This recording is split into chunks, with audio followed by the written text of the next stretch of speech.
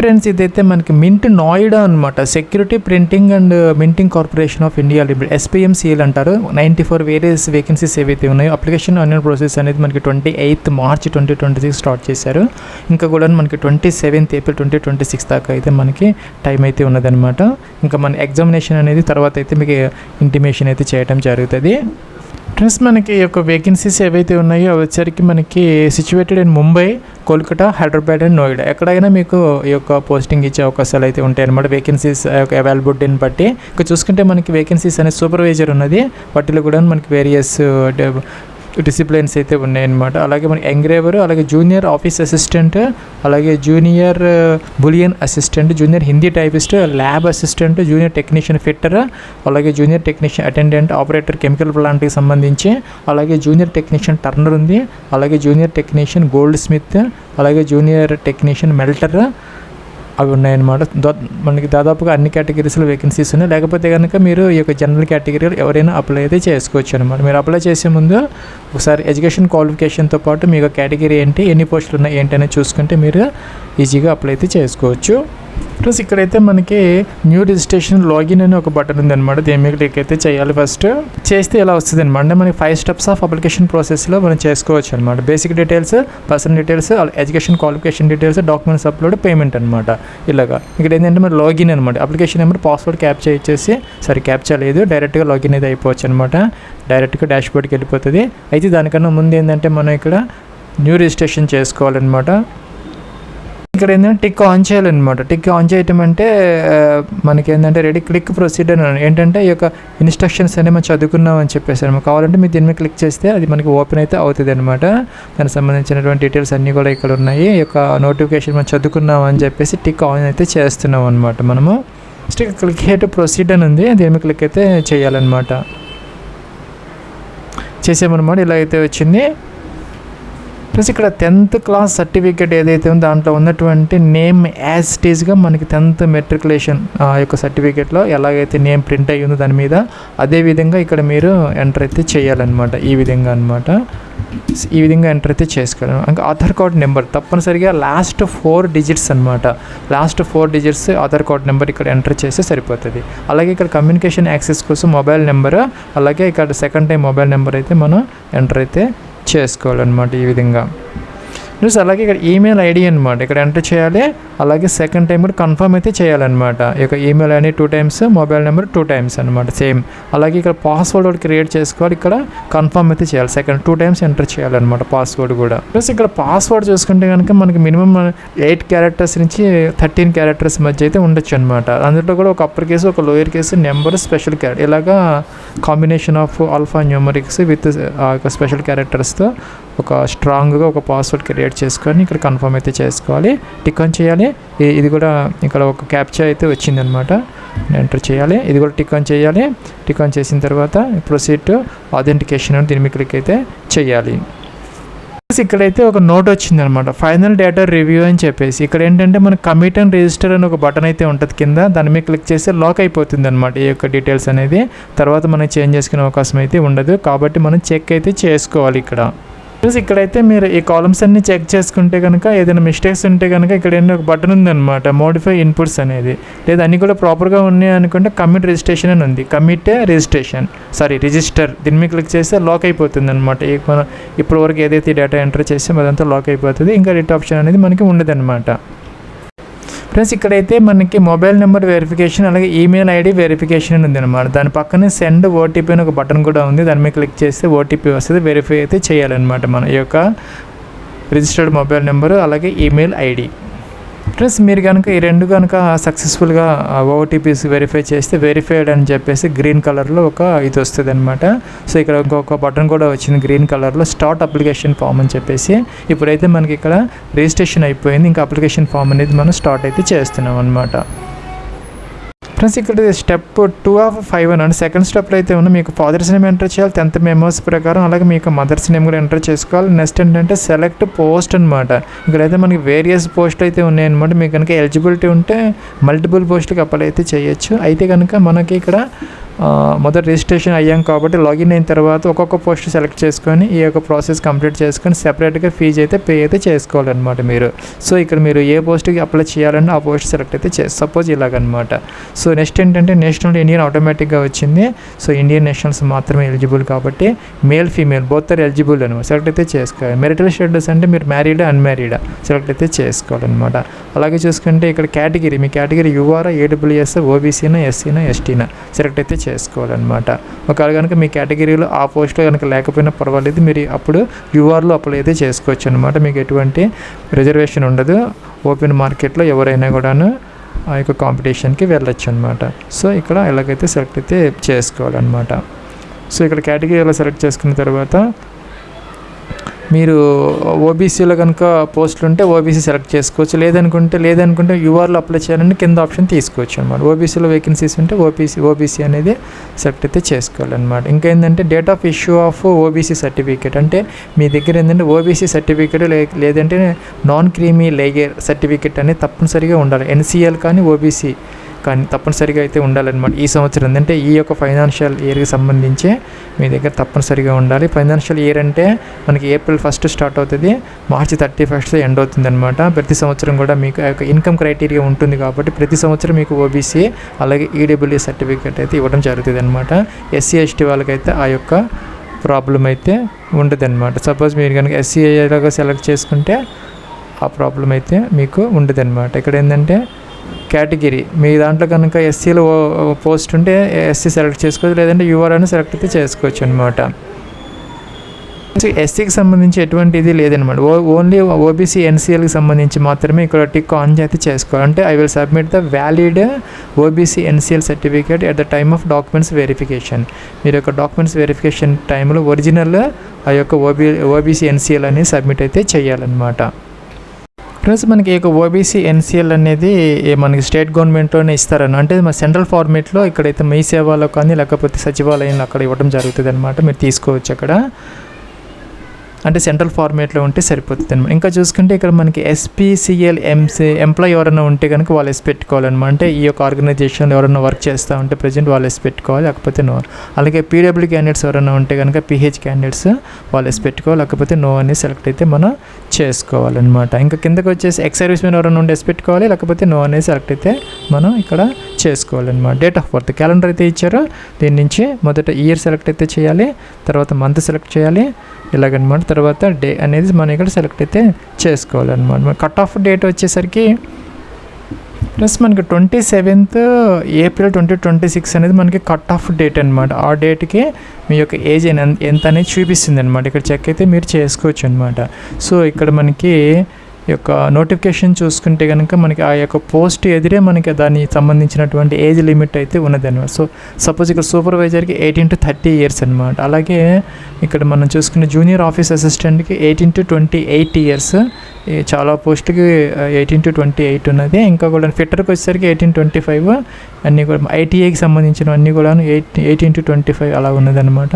మీరు చూసుకోవచ్చు. దీనికి అదనంగా ఏంటంటే ఎస్సీ ఎస్టీ వాళ్ళు 5 years, ఓబీసీ ఎన్సీఏ వాళ్ళు 3 years, పీడబ్ల్యూడీ క్యాండిడేట్స్ ఇవన్నీ కూడా మనకి యాజ్ యూజువల్గా యొక్క ఏజ్ రిలాక్సేషన్స్ అనేది అప్లికబుల్ అయితే అవుతాయి అన్నమాట దీనికి అదనంగా. సో మనం ఇక్కడ ఏజ్ అనేది సెలెక్ట్ అయితే చేసుకున్న తర్వాత ఇక్కడ ఏంటంటే మనకి పోస్టింగ్ ప్రిఫరెన్స్ అయితే మనం ఇచ్చుకోవాలన్నమాట. ఫ్రెండ్స్ ఇక్కడన్నీ మన కాలమ్స్ అన్నీ కనుక ప్రాపర్గా ఇవ్వకపోతే మీరు యు ఆర్ నాట్ ఎలిజిబుల్ అని వస్తుంది అనమాట. సో చెక్ చేసుకో. ఇక్కడ ఏంటంటే మన లొకేషన్ ప్రిఫరెన్స్ అనమాట. ఆ యొక్క పోస్ట్ యొక్క అవైలబిలిటీని బట్టి దాన్ని బట్టి మీకైతే ఆ యొక్క పోస్టింగ్ అయితే ఇవ్వడం జరుగుతుంది. ఇక్కడైతే మీరు ప్రిఫరెన్స్ అయితే ఇవ్వచ్చు. సపోజ్ మీకు హైదరాబాద్లో పోస్టింగ్ కావాలనుకుంటే జాబ్ సెలెక్ట్ అయితే చేసుకోవచ్చు అనమాట. సో ఇక సెకండ్ ప్రిఫరెన్స్ కూడా మీరు ఇచ్చుకునే అవకాశం అయితే ఉంటుంది ఇలాగనమాట. సో ఇక్కడ నేను హైదరాబాద్ ఒకటి, ముంబై ఒకటి ఇచ్చాను. ఫస్ట్ ప్రిఫరెన్స్ అయితే మీకు దగ్గరగా ఉన్నది ఇచ్చుకుంటే సరిపోతుంది అనమాట. థర్డ్ ఆప్షన్ కూడా వచ్చింది కాబట్టి ఇంకో ఆప్షన్ కూడా ఇవ్వచ్చు. అలాగే మనకి ఫోర్త్ ఆప్షన్ కూడా వచ్చింది. సో మనం 4 అయితే ఇవ్వచ్చు అనమాట. సో ఇదేంటంటే subject availability of the post అనమాట. ఆ యొక్క రీజియన్లో పోస్ట్ అనుకుంటే ఆ లొకేషన్లో మీ పోస్ట్ తప్పనిసరిగా మీకు అక్కడే పోస్టింగ్ అయితే ఇస్తారు, లేకపోతే వేరే చోట కూడా ఇచ్చే అవకాశాలు అయితే ఉన్నాయి అని చెప్పేసి ఇక్కడ మనకు ఒక నోట్ కూడా ఇచ్చారనమాట. మీరు చదువుకోవచ్చు. అలాగే ఇది కూడా టిక్ ఆన్ అయితే చేసుకోవాలన్నమాట. అయింది ఆ ప్రిఫరెన్స్ అనేది మనం ఇచ్చినప్పటికీ వాళ్ళు ఆ యొక్క పోస్ట్ అవైలబిలిటీని బట్టి మీకు పోస్టింగ్ ఇస్తారని చెప్పేసి ఇది టిక్ ఆన్ చేస్తున్నారు అనమాట. ఇంకా ఎగ్జామినేషన్ ప్రిఫరెన్సెస్ అనమాట. హైదరాబాద్లో మనకి ఉందన్నమాట. ఫస్ట్ ప్రిఫరెన్స్ హైదరాబాద్ ఇచ్చుకోవచ్చు మన తెలుగు రాష్ట్రాల వాళ్ళు అక్కడ ఎగ్జామ్ అయితే రాసుకోవచ్చు అనమాట. సెకండ్ ప్రిఫరెన్స్ కూడా ఉన్నది. ఏముందంటే ఢిల్లీ ఉంది, ముంబై ఉంది, కోల్కతా ఉంది. అవి ఉన్నాయన్నమాట. ఏదో ఒక ఆప్షన్ తప్పనిసరిగా ఇవ్వాలి కాబట్టి మనం 4 డిఫరెంట్ అయితే మనం ఇవ్వాలన్నమాట. 4 సెలెక్ట్ చేసుకోవాలి. ఫస్ట్ది మాత్రం మీకు దగ్గరగా ఉన్నది అదైతే ఇచ్చుకుంటే సరిపోతుంది అనమాట. ఇంకా కూడా కరస్పాండెన్స్ అడ్రస్ అనమాట. సో ఇక్కడ door number, flat number, complete address మొత్తం ఇక్కడ మెన్షన్ చేయాలి. స్ట్రీట్ కూడా ఈ బాక్స్లో ఎంటర్ చేసుకోవాలన్నమాట. అలాగే ఇంకా కూడా ఏదైనా ల్యాండ్ మార్క్ ఉంటే అది కూడా ఈ బాక్స్లో ఎంటర్ చేసుకోవాలి. సెకండ్ బాక్స్లో స్టేట్స్ సెలెక్ట్ అయితే చేసుకోవాలి మీ అడ్రస్లో నుంచి. అలాగే థర్డ్ ఏంటంటే డిస్ట్రిక్ట్ అనమాట. డిస్ట్రిక్ట్ అన్నీ కూడా వస్తున్నాయి. సో మనం సెలెక్ట్ చేసుకున్న తర్వాత అంటే ఓల్డ్ డిస్ట్రిక్ట్స్ అయితే వస్తున్నాయి, సెలెక్ట్ అయితే చేసుకోవచ్చు. ప్రాబ్లం అయితే పిన్ కోడ్ ఎంటర్ చేయాలి. పర్మనెంట్ అడ్రస్ ఏమైతే టిక్ ఆన్ చేసేస్తే సరిపోతుంది అనమాట ఇక్కడ. సో కిందకు వచ్చేయాలి. కిందకు వచ్చేస్తే ఇది టిక్ ఆన్ చేసిన తర్వాత సేవ్ అండ్ ప్రొసీడ్ అనే బటన్ ఉంది ఇక్కడ. ప్లస్ ఇక్కడ ఏంటంటే ఒక బటన్ వచ్చింది అనమాట, కన్ఫర్మ్ అండ్ ఫైనల్ సబ్మిట్ అని చెప్పేసి. ఇప్పటి వరకు మనం ఎంటర్ చేసిన డీటెయిల్స్లో ఏదైనా మోడిఫికేషన్స్ కావాలంటే ఎడిట్ డీటెయిల్స్ అని ఉంది, చేసుకోవచ్చు. తర్వాత అయితే ఎడిట్ ఆప్షన్ ఉండదన్నమాట. సో ఈ కన్ఫర్మ్ చేసుకుంటే మీరు నెక్స్ట్ స్టెప్కి అయితే వెళ్ళొచ్చు. ప్లస్ ఇక్కడ చూసుకుంటే కనుక 2 స్టెప్స్ మనకి అయిపోయినాయి అనమాట. ఎడ్యుకేషన్ క్వాలిఫికేషన్ డీటెయిల్స్ పెండింగ్ ఉన్నది, తర్వాత డాక్యుమెంట్స్ అప్లోడ్ పెండింగ్ ఉంది, పేమెంట్ ఒకటి పెండింగ్ ఉంది అనమాట. సో ఇక్కడ 2 అనేది గ్రీన్ కలర్ వచ్చాయి, 3 అనేది మనకి పెండింగ్ డ్యూ ఉన్నాయి అనమాట. సో ఇక్కడ మన మొబైల్ నెంబర్ వెరిఫై చేసాము, ఈమెయిల్ ఐడి కూడా వెరిఫై చేసాం కాబట్టి అంతవరకు అయిపోయింది అనమాట. సో ఇక్కడ ఏంటంటే మనం నెక్స్ట్ కంప్లీట్ అప్లికేషన్ ఫామ్ అనేది దీన్ని క్లిక్ అయితే చేసుకోవాలి. ఫ్రెండ్స్ నేను ఏంటంటే జూనియర్ టెక్నీషియన్ ఫిట్టర్ అనే పోస్ట్ సెలెక్ట్ చేశాను అనమాట. ఎక్కువ ఉన్నాయి కాబట్టి పోస్టులు అది ఎక్కువ మందికి యూస్ఫుల్గా ఉంటుంది, ఎందుకంటే ఐటీఐ పోస్టులు ఎక్కువ ఉన్నాయి. సో వీటన్నిటికీ సేమ్ ఇదే ఉంటుంది. మిగతా వాటి కూడాను దాని యొక్క పోస్ట్కి సంబంధించి దాని ఎదురుగా సపోజ్ ఇక్కడ చూసుకుంటే జూనియర్ బులియన్ అసిస్టెంట్ గ్రాడ్యుయేషన్తో పాటు టైపింగ్ అయితే ఉండాలి. అలాగే ఈ యొక్క టెక్నీషియన్ పోస్టులు అన్నిటి కూడాను ఐటీఐ సర్టిఫికేట్ ఎన్సీబీటీ కానీ ఎస్సీబీటీ కానీ ఆ యొక్క ట్రేడ్లో ఉంటే సరిపోతుంది. చూసుకోవచ్చు అనమాట. మీరు అప్లై చేసే ముందు ఒక్కసారి చూసుకుంటే సరిపోతుంది.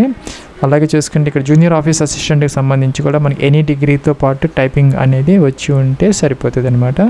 సో దాని ప్రకారం ఏంటంటే మొదట 10th క్లాస్ బోర్డు నేమ్ అనమాట, సిబిఎస్ఈనా లేకపోతే స్టేట్ బోర్డా ఏంటనేది అక్కడ మెన్షన్ చేస్తే మీరు సరిపోతుంది అనమాట. ఏ ఇయర్లో మీరు 10th అనేది పాస్ అయ్యారు, పర్సంటేజ్ ఎంత వచ్చింది మీకు మెన్షన్ అయితే చేయాలి. మీకు సీజీపీఏ కనుక ఉంటే కనుక దానిని ఈక్వలెంట్ పర్సంటేజ్లోకి మార్చుకోవాలి. సపోజ్ మీకు కనుక 8.5 అలా వచ్చి ఉంటే 8.5 ఇంటూ 9.5 10 ఏంటనేది వేసుకుంటే పర్సంటేజ్ వస్తుంది. ఇక్కడ ఎంటర్ అయితే చేసుకోవచ్చు అనమాట. సో ఇంకేంటంటే నెక్స్ట్ వచ్చేసరికి ఇంటర్మీడియట్కి లేదంటే ఈక్వలెంట్ అన్నారు, ఇంటర్ లేదంటే ఈక్వలెంట్కి సంబంధించి బోర్డు మీరు ఏ బోర్డులో చదువుకున్నారో ఇయర్ ఆఫ్ పాసింగ్ అనమాట, ఏ ఇయర్లో పాస్ అయ్యారో సో ఇక్కడ ఇయర్ ఆఫ్ పాసింగ్ మెన్షన్ చేయాలి. అలాగే పర్సంటేజ్ ఎంత వచ్చింది అనేది మెన్షన్ అయితే చేయాలి. సీజీపీఏ ఉంటే కనుక దాన్ని ఈక్వలెంట్ పర్సంటేజ్లోకి తప్పనిసరిగా మార్చుకోవాలన్నమాట. సో తర్వాత ఏంటంటే ఇక్కడ ఎసెన్షియల్ క్వాలిఫికేషన్ అంటే ఆ పోస్ట్కి సంబంధించి ఏదైతే ఎసెన్షియల్ క్వాలిఫికేషన్ ఉందో అది కంపల్సరీగా మనం ఇక్కడ ఎంటర్ అయితే చేయాలి. సపోజ్ ఐటీఐ అయితే ఐటీఐ, డిప్లొమా అయితే డిప్లొమా, డిగ్రీ అయితే డిగ్రీ, ఏదైనా కూడా మనం తప్పనిసరిగా ఎంటర్ అయితే చేసుకోవాలి. ఎసెన్షియల్ క్వాలిఫికేషన్ అంటే ఇక్కడ ఏదైతే ఉందో సపోజ్ ఇక్కడ మనకి జూనియర్ టెక్నీషియన్ ఎలక్ట్రీషియన్ అనుకోండి, ఐటీఐ సర్టిఫికేట్ అనేది తప్పనిసరి అనమాట. అదే మనకి ఎసెన్షియల్ క్వాలిఫికేషన్ అనేది అవుతుంది అనమాట. సో దాని ప్రకారం అది యూనివర్సిటీ నేమ్ లేదంటే ఇన్స్టిట్యూట్ నేమ్ అనమాట, ఎక్కడ మీరు ఆ యొక్క ఐటీఐ చేశారు అనేది మెన్షన్ అయితే చేసుకోవాలని. అంటే ఎన్సీబీటీనా ఎస్సీబీటీనా ఇన్స్టిట్యూట్ నేమ్ అంటే ఏ కాలేజీలో చదువుకున్నారో ఇంకా కూడా ఐటీఐ సెలెక్ట్ అయితే చేయాలి. ఈ పోస్ట్కి సంబంధించి అనమాట. మీరు ఏ పోస్ట్ సెలెక్ట్ చేసి దానికి సంబంధించి అక్కడ వస్తుంది అనమాట. అది తప్పనిసరిగా మీరు ఫుల్ఫిల్ అయితే చేసుకోవాల్సిన అవసరం అయితే ఉంటుంది. ఏ ఇయర్లో పాస్ అయ్యారు ఐటీఐ, మీకు ఎంత పర్సెంటేజ్ వచ్చింది అనేది మెన్షన్ అయితే చేయాలన్నమాట. ఇంకా చూసుకుంటే full time ITI certificate recognised by NCVT లేదా SCVT fitter do you have this qualification. ఎవరైతే full time ITI certificate NCVT కానీ ఎస్సీబీటీ కానీ చేసి ఉన్నారో ఆ యొక్క ట్రేలు వాళ్ళు మాత్రం ఎలిజిబుల్ అనమాట. సో ఇక్కడ ఎస్ అయితే పెట్టాలి, ఎస్ అయితే పెట్టాలన్నమాట. మనం ఎస్ పెట్టిన తర్వాత కిందకి వచ్చేసి మీకు ఏదైనా ఎడిషనల్ క్వాలిఫికేషన్ ఏదైనా ఉంటే ఎంటర్ చేసుకోవచ్చు, లేకపోతే దాన్ని వదిలేసుకోవచ్చు అనమాట. సో ఇంకేదైనా కాలమ్స్ కావాలి అనుకుంటే యాడ్ చేసుకునే అవకాశం కూడా మీకు ఉంటుంది అన్నమాట. కొంతమందికి ఎక్కువగా క్వాలిఫికేషన్స్ ఉంటాయి, అవన్నీ ఎంటర్ చేసుకోవాల్సిన అవసరం వస్తే వాళ్ళు మాత్రం యాడ్ అనేది చేసుకోవచ్చు అనమాట. వర్క్ ఎక్స్పీరియన్స్ ఇఫ్ ఎనీ అన్నారంటే మనకు అవసరమైతే లేదు. ఎక్స్పీరియన్స్ ఏదైనా ఉంటే కనుక అది కంపెనీ ఏంటి అనేది, and state government, central government, private organization, company name, అలాగే డిజిగ్నేషన్, ఏ పోస్ట్, డేట్, ఎప్పటి నుంచి ఎంతవరకు వర్క్ చేశారు, అలాగే ఇప్పుడు ప్రజెంట్ వర్క్ చేస్తామంటే పై తీసుకోవాలి, లేదంటే అసలు మీకు ఎక్స్పీరియన్సే లేదంటే ఈ కాలమ్స్ అన్నీ కూడా మనకి అవసరమైతే లేదనమాట. కిందకైతే వచ్చేయచ్చు, ఇది మీరు టిక్ ఆన్ అయితే చేసుకోవాలి. సేవ్ అండ్ ప్రొసీడ్ అయితే మీరు చేసుకోవచ్చు అనమాట. ప్లస్ దీనికి కూడాను మనకి ఇక్కడ confirm, final, submit, edit details edit అయితే చేసుకోవచ్చు ఇప్పుడు ఎంటర్ చేసినవి, లేదంటే కన్ఫర్మ్ కూడా చేసుకోవచ్చు అనమాట. ప్లస్ ఇంకా డాక్యుమెంట్స్ అప్లోడ్ సెక్షన్ అనమాట. కంప్లీట్ అప్లికేషన్ ఫామ్ అని ఉంది. ప్లస్ ఇక్కడ ఏంటంటే మన ఫోటోగ్రాఫ్ అప్లోడ్ అయితే చేసుకోవాలన్నమాట. జేపీజీ ఫార్మేట్లో అయితే అయి ఉండాలి అది. అలాగే 20 to 50 KB వరకు అలౌ అయితే చేస్తారనమాట. ప్లస్ మన latest colour passport size photograph ఏదైతే ఉందో లైట్ బ్యాక్గ్రౌండ్ ఉన్నటువంటిది అప్లోడ్ అయితే చేయాలి. సిగ్నేచర్ కూడా మనం అప్లోడ్ అయితే చేసుకోవాలన్నమాట. ఒక వైట్ పేపర్ మీద బ్లాక్ ఇంక్తో సైన్ చేసి 10 to 20 KB మధ్య లెఫ్ట్ థంబ్ ఇంప్రెషన్ కూడా అప్లోడ్ చేసుకోవాలి. 20 to 50 KB వరకు అలౌ చేస్తారు. ఒక వైట్ పేపర్ మీద బ్లాక్ లేదంటే బ్లూ ఇంక్తో మనం ఇంప్రెషన్ చేసుకొని లెఫ్ట్ థంబ్ అనమాట. అలాగే హ్యాండ్ రిటర్న్ డిక్లరేషన్ అనేది కూడా ఉంటుంది. మనం బ్యాంక్ ఎగ్జామ్స్కి ఎలా అయితే అప్లోడ్ చేస్తాం అదే విధంగా అనమాట. కింద ఇన్ఫర్మేషన్ ఇచ్చారు. ఇదైతే వైట్ పేపర్ మీద యొక్క బ్లూ ఇంక్ పెన్తో రాసుకోవచ్చు అనమాట. ఏంటంటే అది ఐకామా మీ నేమ్ రాసుకొని hereby declare that all the information submitted by me in the application form is correct, true and valid, I will present the supporting documents as and required. ఈ విధంగా రాసుకొని sign అయితే చేసుకోవచ్చు, లేకపోయినా పర్వాలేదు. అంతవరకు స్కాన్ చేసుకొని మీరు 50 to 100 KB మధ్య జేపీజీ ఫార్మేట్లో అప్లోడ్ అయితే చేయాలన్నమాట. మొదట ఏంటంటే మనం ఫోటోగ్రాఫ్ సెలెక్ట్ చేసుకోవాలి, బ్రౌజర్ನಲ್ಲಿ ఆ ఫైల్ సెలెక్ట్ చేయాలి. ఎక్కడైతే డెస్క్టాప్లో ఎక్కడ ఉంటుంది కదా డాక్యుమెంట్స్లో కానీ లేకపోతే మన డౌన్లోడ్స్లో కానీ అప్లోడ్ అంటే అప్లోడ్ అవుతుంది అనమాట. సెకండ్ ఏం చేయాలంటే సిగ్నేచర్ తీసుకోవాలి, అదేవిధంగా అప్లోడ్ చేయాలి.